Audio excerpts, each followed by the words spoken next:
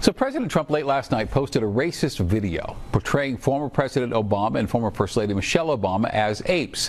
After some backlash throughout the day, that post was removed. Well, this and the president's statement earlier this week that Republicans should, quote, nationalize the voting is a tipping point for Republicans, at least according to Republican head of Colorado County Clerks Association. And this afternoon I spoke with a CCCA executive director, Matt Crane. Now, Crane is a former Republican county clerk in Arapahoe County and still a registered Republican. Is there a rank and file backstop of like-minded Republicans such as yourself that are not going to let truly anything happen? I think that group is growing by the day, especially now. I mean, we saw the tweet or social media post that came out from the White House this morning. So I think a lot of Republicans, the ranks are growing in terms of people who are very concerned about what this administration is doing to the party and the principles of what it means to be a Republican and what that means going forward.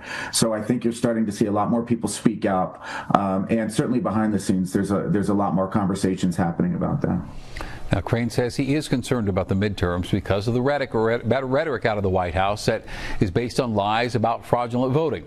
But he says Coloradans should rest assured that trustworthy mechanisms and people are in place in Colorado to run safe, reliable, and secure elections. That racist post was deleted after outrage from some of the president's most staunch Republican allies, including the only black senator who is a Republican. South Carolina's Tim Scott reposted that image, writing, praying it was fake because it's the most racist thing I've seen out of this White House. The president, he said, should remove it. Republican Senator Roger Wicker writing on X, this is totally unacceptable. The president should take it down and apologize. And earlier today, Press Secretary Caroline Leavitt pushed back on what she called fake outrage. But the White House now says a staffer erroneously made that post.